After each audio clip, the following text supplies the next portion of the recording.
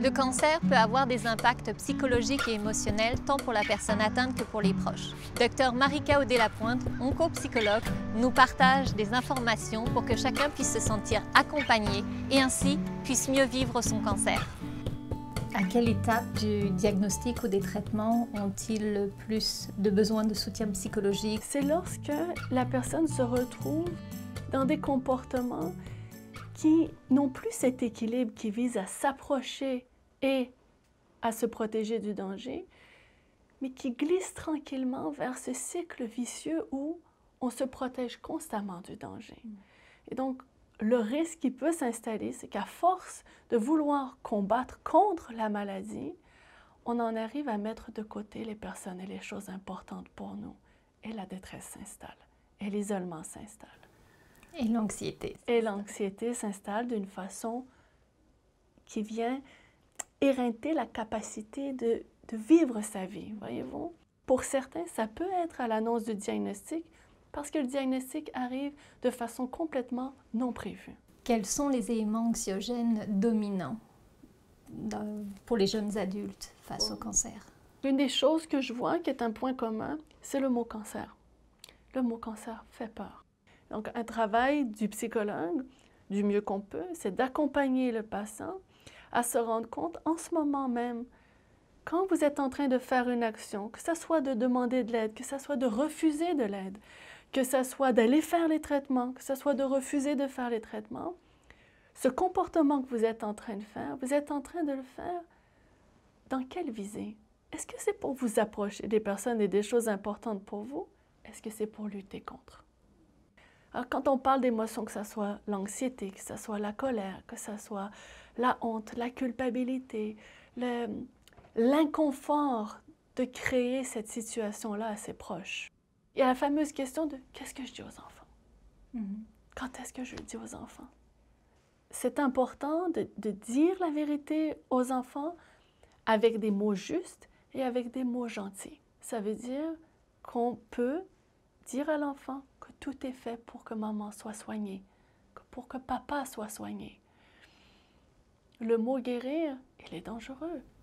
Parce que ça peut être comme une fausse promesse si on ne s'en sort pas. Et voilà. Est-ce qu'il y a plus de difficultés chez les hommes à faire la demande de reconnaître et d'accepter qu'ils ont besoin d'aide? Pour mon expérience, depuis les 2 dernières années, je vois de plus en plus de demandes d'hommes. Il y a vraiment ce défi qui est celui d'être le super-héros. Et tranquillement, cette idée de passer au travers sans casser, c'est une façon de lutter contre, de par la sévérité des traitements, de par la façon dont la personne a pu se mettre une telle pression de réussir par elle-même, il peut arriver qu'on se sente cassé après les traitements. J'aime bien comparer à cette idée de monter une montagne. Vous savez, on est sur le chemin de notre vie. Le diagnostic de cancer arrive, c'est comme une montagne qui n'était pas prévue.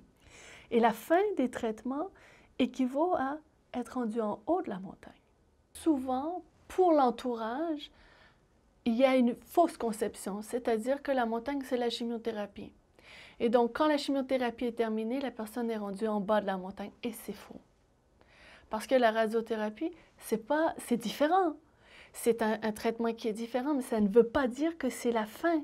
Un des défis, c'est d'apprendre à vivre avec les effets secondaires qui peuvent arriver chez certaines personnes. Un des effets secondaires qu'on parle moins, ce sont les difficultés cognitives associées au traitement en oncologie. Au travail, le milieu de travail n'est pas adapté à ça, ne sait pas que la personne qui revient avec une façon de travailler qui est différente.